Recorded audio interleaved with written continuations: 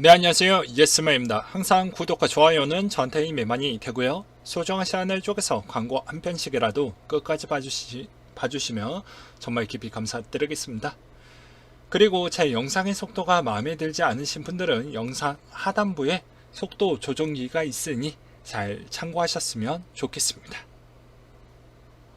네, 오늘의 주제는요.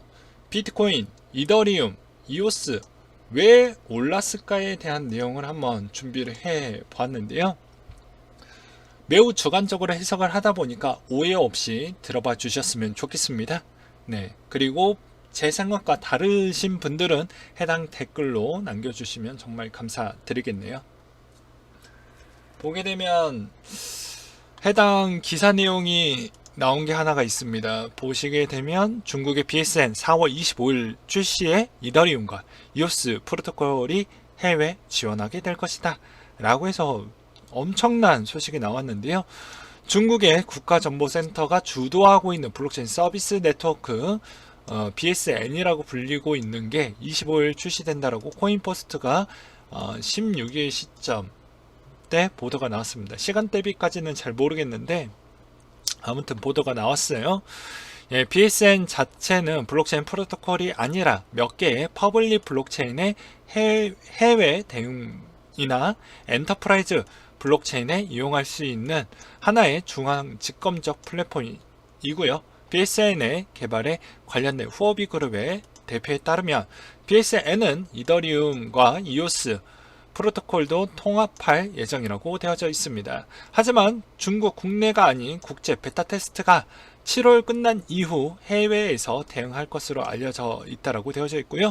BSN의 개발 조직 백선은 현재 블록체인 이용에 큰 문제가 되고 있는 것은 개발이나 운용에 비용에 드는 것이라고 설명을 했습니다.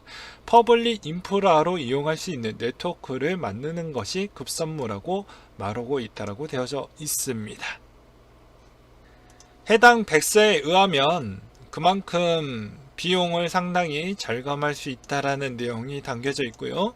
개발 조직은 이 비용이라면 중소기업이나 학생, 개인한테도 블록체인을 이용할 수 있게끔 되고 블록체인에 대한 기술 보급도 널리 사용할 수 있는 그 범위가 확대가 되기 때문에 나쁘지 않을 것이다 라는 그런 측면의 내용이 담겨져 있었습니다. 이 내용이 나옴으로써 어떻게 보면 상당히 비트코인, 이더리움이 강세를 보여주고 있고 그 다음에 이오스도 써준다라고 하니까 상당히 강세를 보여주고 있고 번외로 이제 중국계 코인들도 같이 좀 좋은 흐름을 보여주고 있는 실정입니다. 그렇죠. 그래서 제가 과거 기사를 몇 가지를 찾아보았는데요. 2019년도 12월 달에 후오비 차이나가 블록체인 서비스 네트워크 BSN에 합류했다라는 내용이 있었습니다. 그러니 후오비 대표에 대한 저런 발언은 당연히 신뢰도가 좀 높겠죠. 네.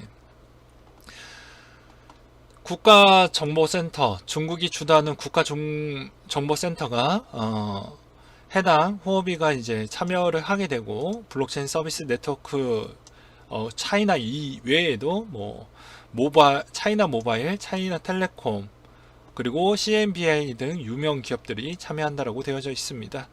블록체인 서비스 네트워크는 다른 블록체인 협회, 블록체인 네트워크 타 지역 기관의 블록체인 인프라 서비스를 제공하는 것을 목표로 두고 있다고 되어져 있고요. 중국의 유명 페이 업체, 통신사 등과 합작으로 만든 이 플랫폼은 현재 성공적으로 배치된 것으로 알려져 있다고 되어져 있기도 합니다. 여기에서도 후오비 차이나에 대한 대표가 앞으로 해당 블록체인 어플리케이션 솔루션 분야에 협력할 것이고 다양한 산업에 대한 교육, 응용 프로그램에 대한 돕기 위해서 노력할 계획이라고도 이야기를 하기도 했습니다. 후오비 코리아가 시리즈 B에 대한 추진 또한 그런 내방이 있다라고도 생각이 들기도 하고요. 최근에 속도를 더 내는 측면은 중국의 디지털 위안화 DCEP 4개의 도시 시범 사업에 대한 개시 또한 시작을 했다라는 것입니다. 그런 주요 도시는 수조우, 슝안, 청두, 선전 네 도시에 시행을 한다라고 되어져 있고, 유통의 시험 단계로 이제 여러 가지에 대한 테스트가 끝나게 되면 본격적으로 나머지 도시한테도 된다라고 보시면 될 것 같습니다. 사용 방법은 QR코드, 결제 송금, 거래 내역 조회 등에 대한 기능을 이용할 수 있다고 되어져 있습니다. 여기에서 더불어 비트코인이 가치에 올라갈 수 있는 배경은 저번에도 설명을 드렸지만 또 까먹으신 분들이 계실까봐 도매성과 소매성이 있는데, 비트코인은 소매성에 지금 해당된 성향이 좀 보이고, 그리고 이 DCEP가 나온다고 해도 본인의 비트코인이 갖고 있는 성향과 좀 다르기 때문에 이 가치가 소멸되기에는 좀 어려운 부분은 있다라고도 설명을 드리기도 했습니다. 또한 지갑의 원래 형태가 앞으로 중국에서 지원을 하게 되면 어떠한 자산이라도, 금융적 자산이라도 다 담을 수 있게끔 만들 것으로 보이기 때문에 비트코인 또한 담을 수 있을 것으로 생각을 해볼 수가 있게 되겠죠. 그러니까 당장은 아니겠지만 나중에 먼 훗날 그렇게 될 것이다 라는 것입니다. 또한 중국의 재난소득 부분 또한 언급을 하고 있는 실정인데요. 이 돈을 실제로 화폐를 찍어내 가지고 돈 주기에는 여러 가지 문제성이 많이 있습니다. 중국 자체성으로는요. 중국 자체는 위안화 위조 지폐가 엄청나게 급증이 돼서 실제 중국 자체 안에서도 종이화폐를 별로 사용을 하지 않습니다. 그러다 보니까 2016년도 때도 계속 급증을 하고 있고 지금도 급증을 하고 있는 실정이다 보니까, 그런 측면으로 보았을 때 재단소득 자체를 해당 화폐로 찍어내서 주지는 않을 것 같고, 이 시점에 계기로 해서 아무래도 월렛을 이용을 해서 아마 나눠주던지, 아니면 해당 차이나텔레콤이나 아니면 알리페이를 통해 가지고 그쪽으로 입금을 시켜주는 형태로 갈 수도 있을 것 같다는 생각이 듭니다. 한국 또한 비슷한 형태를 했던 게 있죠. 제로페이, 그리고 지역화폐 상품권 다 실패한다 쪽으로 되게 많이 가닥을 잡혀가기도 했었습니다.